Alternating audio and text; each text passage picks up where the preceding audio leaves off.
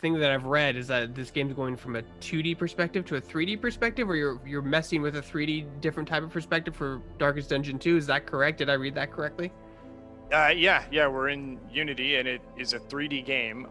The combat still functions the same way, but having 3D characters allows for a lot more animations and effects and presentation plus up.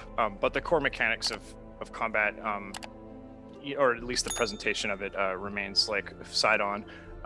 But the game is really it's a road trip, and so. It's similar to the road trip to hell. So similar to the first game, we thought, okay, well, most dungeon games are like hex-based God's Eye view grids, but we didn't like that because you felt like you knew too much and that the player was a god, and we wanted you down in the muck with the heroes so that you had this imperfect information. And it was kind of the same way with this game, where we thought, okay, well, the easiest way to do this is like a node map, and you just click where you want your little guys to go, and they go across the little world, and there's little cute drawings of mountains and stuff, but then you can see the entire world, and that didn't feel like what you get to see when you're on a road trip. So we made the extremely risky and costly decision to put the camera behind a stagecoach and have you literally drive in 3D over this hellscape and stop off on the side of the road, and I hope that works. Yeah, it's Oregon Trail meets Darkest Dungeon. And yeah, I think, Chris, your point there is really interesting, because it can be, especially as like I'm sort of a systems designer and mechanician, and it can be really alluring to sometimes like isolate the mechanics and just like lean in on that. But one thing we've always done well with Darkest Dungeon is atmosphere, like atmosphere experience. Like the experience of clicking a node and going from node to node is very different from the experience of choosing a path and driving and listening to your guys talk and listening to Wayne, our voice actor, narrate, and listening to the music from Stuart Chatwood, and like and having a moment to let it sink in what just happened and then anticipate what's happening coming up. And I think that was like we discussed that a bunch. And we've always done well to lean into atmosphere and experience beyond just isolated mechanics. And so that was kind of like our torch, I think, if you will, for doing it that way. I'm picturing like a meme of like that meme, like, get in, loser, we're gonna go kill Cthulhian creatures, and they're picking up people on the road. Like that's yep. It's accurate. So speaking of that, specifically from an art perspective, Chris, like, was that more difficult for you? Because when you draw a picture, it's on a 2-dimensional plane, and then if you wanted to change perspective, you got to do that. But 3D, you got to be able to rotate and turn stuff and make sure that it all looks good from every angle. Yeah, we did a fair amount of R&D because, I mean, we have some money in the bank and we have some number of people working for us, but we don't have limitless of either one of those things. So we can't do like this full immersive, sprawling open world, So we had to get pretty clever, and I think it's a credit to our environment art team. We put together we treated the 3D polygons as really just a canvas. So we're illustrating and we're projecting those drawings onto the polys and creating like almost like a extruded cutout kind of version of the asset that still holds up when you rotate around it.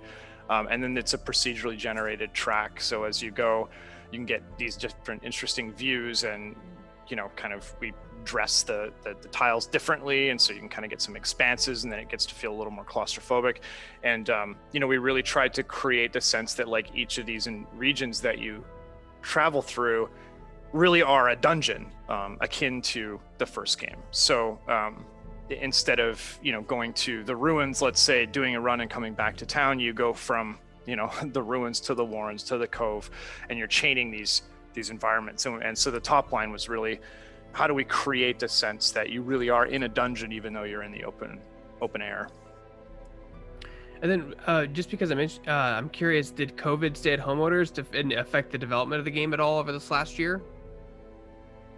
It changes it creates additional challenges in terms of communication, aside from morale, which is just, I think it's been a tough year for everybody, right? Like, you know, you're sitting at home wondering sometimes if you or one of your loved ones is going to get sick and die. So that creates kind of like a cloud. But I think that development wise, we've done really well. You know, we shut down, but we already had a number of people remote. So for them, it didn't change. Like I'm one of them where like, you know, the main change was just that I couldn't come visit quite as frequently. But I would say that where it happened was helpful, sounds wrong. At the very beginning of a project, I think it's more critical that you can all get in the same room repeatedly. And there's no substitute for an in-person conversation, I think.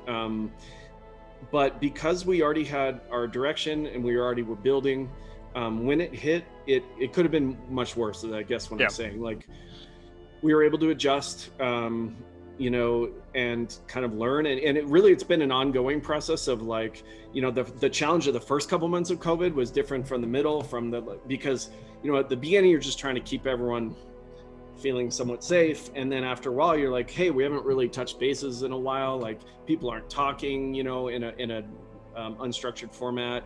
So we started doing things, you know, trying to do happy hours, trying to do that kind of stuff. And so it's been an increasing, like you have to sort of look at every month almost like its own, but we've done really well, I think. And I don't think we've really suffered velocity wise in terms of production. And then I guess one of the last things I want to ask you guys is like, what can fans expect from the original Darkest Dungeon, and what have you added that's new and improved? Like, you know, a new, maybe is there a new gear system? Obviously you said it's a road trip mechanic, the world's larger, that you can talk about. Well, I'll leave the combat stuff, Yeah, so combat is the biggest one. So, you know, although we took a fresh look at building this game, we're not complete idiots. So we said, what is really great about Darkest Dungeon 1 that we could make a new game about without just completely invalidating what we built before? Combat sprung to mind right away for both of us as like a winner. It works, it's cool, it's innovative. You know, I mean, there's a lot of clones now, but you know, I think we innovated at the time, and not just for innovation's sake. I think it worked, and so we both felt like there was more we could do there, and that kind of gives you a little bit to ground yourself on from if you're a Darkest Dungeon 1 player. You know, we're not just slapping the Darkest Dungeon name and giving you some totally random new experience. There is a through line. So I think combat, but we did take that back down to the studs and rebuild it in terms of mechanically. So it's still the 4-on-4 kind of setup, which worked really great, and the 2D look.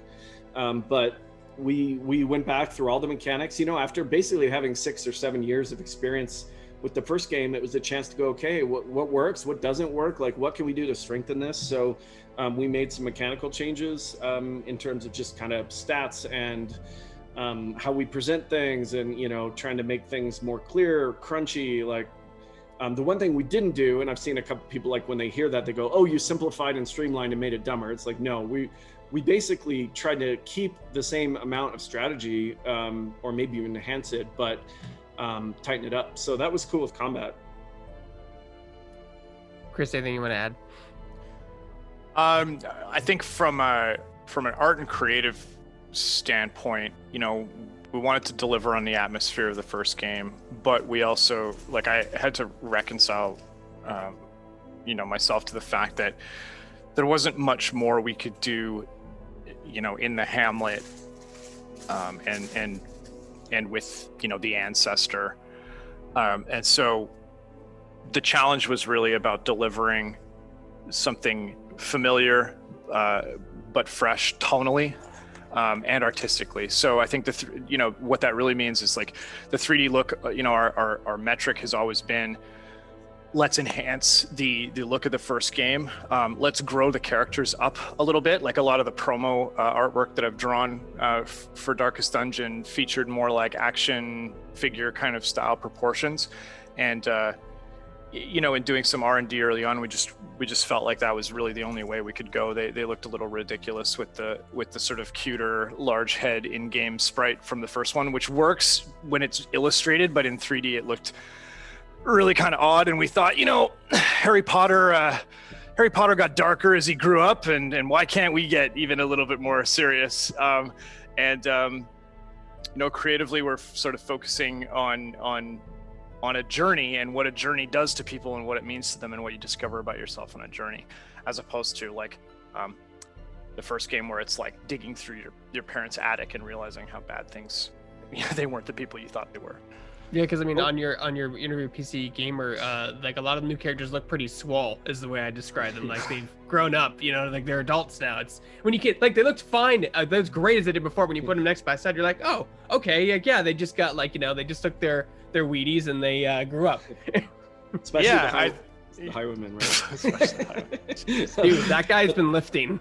Yeah, no, his spare time. He's got the neck muscles. People are like, why does the leopard look small? But no, I was gonna say the other. I mean, we haven't really talked about it, but the characters we have doubled down on. I mean, we could have thrown out the cast from the first game, but the second game is more about going deep into the characters, and there's some really cool stuff we're gonna do there that we haven't shared exactly yet. And then it's not Darkest Dungeon without an affliction system of some sort. I think if you look at the things that really made Darkest Dungeon unique, it's the art style, it's the combat mechanics, it's the affliction system, it's the world and setting and atmosphere, the voice, the music, the sound. All those things go into Darkest Dungeon too. So I think that despite the fact that, say, we're changing up the metagame, it very much is a franchise game, if you will. And so, like, the affliction wise on the second one, instead of being like a individual character's response to stress, we're focusing on relationships, which fits right into that road trip thing. It's also cool because the first game you're afflicted as a unit, whereas in the sequel, like in Darkest Dungeon 2, all of our afflictions are shared by two people. Mm-hmm. Yeah, so you don't get hopeless on your own. You might get nihilistic in combination with someone else. So you're both just sitting there going like, nothing matters. Because I mean, we've seen that, personal relationships, work relationships, all that kind of stuff, sports, whatever you will, people affect each other. And so in this game, in the first game, if someone got hopeless, they might stress out the other players, which may then, or the characters, which may lead them to react. But in this one, it's much more tied. It's like the grave robber and the leper hate each other right now. Like, how am I going to get these two to the end of the world and dunk the ring? Like, this is, these kids are acting up. Yeah. How does that affect the gameplay if one of the characters dies permanently? Well, then they're gone, and the person you hate is dead. So maybe you feel a little bit better about that. It's a run-based game, as we've said, but it's like sort of a long-form run-based game. So the player character death, still hurts and is still permanent in that run. And we score you for your progress. You're going to want to keep pushing forward and that kind of thing. But death will stress the other characters, similar to the first game. But if you're in a hateful relationship with somebody and they kick the bucket, maybe because you didn't heal them, which is something that can happen because you hate them and really don't want to help them out, that character might not feel so bad about it. And we just thought, like, it's just a cool setup to play with the ebbs and flows of how people feel about each other in the back of a car. Like, I've done a bunch of road trips in my life, and it's funny. You start out and you're like, me and this guy are really good friends, and he starts to get on your nerves. Let's put on some Zeppelin. We all like the same thing. So things change, especially under pressure, which is really the thesis of the first game, and we want to carry that through to the second one. So, tight space, high duress, and high stakes kind of they affect people, and people can come together or come apart, and that's really what a run of the game we're hoping does, is people maybe develop a really respectful friendship, and then that falls apart and they end up being jealous of each other. Meanwhile, two other people are in love, and then the third person, no one likes them. And how you kind of like get these four kids in the back of your car to just keep quiet long enough to to move them across the country is really sort of the leadership test. And I think one of the strengths that that we have as a duo, but also as a studio, is trying to take these kind of high concept ideas and turn them into fun, chunky video game mechanics. I mean, at the end of the day, Darkest Dungeon is is about stress response, but it isn't an academic exploration of that. It's a pure gamification of those responses. Like, we like video games. And so it's the same philosophy at work here, where we're trying to have fun with, you know, how wild people can get with each other, and, you know, the ways in which we relate, and really make it nice and chunky. So you can get to the end of a leg of your journey. Everybody's at the inn, they're kicking back. You can have them sort of similar to the Abbey and the Tavern in the first game, but you can assign them to drink together, or spar, or, you know, play a game of cards, or read poetry. Yeah. And then quirks play into this, and, you know, one guy's like, I'm not reading that, and the other guy's, well, like, screw you. So you can make it worse or better, and there's a whole subsystem on how you manage how they feel about each other, and then it's constrained by what loot you were able to pick up, or how high performing your run is. You just may not be able to afford to invest in a pair of relationships right when you need to, and that could spell the end of your run, or they might surprise you and turn it around themselves. But so a lot of that stuff is inherited from the first game, but we're just trying to explore it through a different lens. And then I guess the last question is, when can people expect to see any type of gameplay? Do you guys have like a date set, or is it that classic, it'll be ready when it's ready? Well, we know we're a bit of that, yeah. Yeah, we know it's hitting early access this year, 2021. We haven't announced a firm date yet. We have a date in mind internally, but, you know, we've had to move it a couple times when, you know, you update scope and look at things, whatever. So I think we have our final date, but it just doesn't, it just results in angst for everyone if you say a date and then even you move it a week. So, but it's definitely 2021.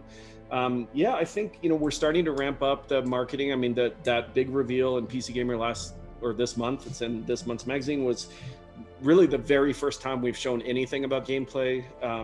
So yeah, we like to make a splash when we can, and I think people, you know, seeing the screenshots is one thing, but seeing the animated characters, seeing the footage, even, you know, in combat, it's pretty special. So I'm excited that we have that to drop. We have some other details to slowly roll out. And yeah, at some point we'll do some footage and a trailer, but right now, you know, the most important thing for us right now, still being a small team, is finishing it and kind of hitting that date. And a lot of that other stuff, if you're not careful, can end up really impacting. So we know people will be the happiest when they get it in their hands. And I think, like, we want to share stuff, but like Tyler says, we just can't let the cart drive the horse, or the horse drive the cart. Something can't drive the other thing. And whatever he said, whatever Tyler said. Yeah, whatever Tyler said. It's great. He's doing great. But we don't want to get in this rabbit hole of constantly trying to get things, you know, ship shape in a very, very small vertical measure for press or public exposure. You know, we're still a fairly small team, and that has like an impact on our ability to make forward progress on the rest of the game. And so, you know, the footage exists. It's coming out this year, but we'll sort of leak it, I think, when we feel like we're riding the crest of the production wave, and you know, some of the outstanding tasks are finished, and it's something that we can really get behind. And I think ultimately that'll be the most exciting for people. We generally also like action when there's some action, you know, like we don't want to hype people up too much when there's nothing they can do. So, you know, maybe like, I don't know, when people can wish list it or whatever. Can they wish list it now? On Epic, I think they can. Okay, well, I'm gonna eat my words. We'll correspond with something cool. I'm still pounding the desk. I want statues. I want action figures. You guys have done a board game. You guys have done like a cool little pop out of collect thing. You guys have done vinyls, but like, damn it, I want my full set of action figures or statue bust. We'll do it with the swole characters. You get your swole action figures. I'm in. I mean, if someone's great at figures and they hear this, reach out. You know, I think merch for us has always been a thing where it works best when there's a great partner. So, for example, Mythic with the board game, and that, you know, that's just been really fun. But that came about, you know, because they really believed in it and wanted to push it, and it was something we always wanted to do but didn't have bandwidth internally. You know, and we're not experts at those spaces in terms of the production, manufacturing, distribution. So, I mean, we'd love to see it if a great figure maker wants to reach out, and, you know, It'd be fun. We like growing our own little merch collection. I'm trying to think if any is out right now. But... Well, it kind of goes back to Kickstarter. Like somebody told me when we were about to start Kickstarter, they're like, be careful of physical goods. Like you're in the video game business, you're not in the consumer products business. And that was very, very sage advice. And we tried not to do cups and keychains and anklets and whatever other thing you can throw at your Kickstarter campaign. And I think it still holds true to this day, where it's like we don't want to get into like getting molds made and figures done in China and figuring out how international shipping and warehousing works. And like I feel sick even talking about it. So yeah, you need a partner like Chris, like Tyler said, you need someone to handle that where you guys can make your game. That's exactly, because ultimately that's really what drives all the interest and all that other stuff anyway, is the video game itself. Well, that's great, guys. So the game can come out this year for sure. We don't know when, but this year. Mm-hmm. That's really exciting. Yeah. Awesome.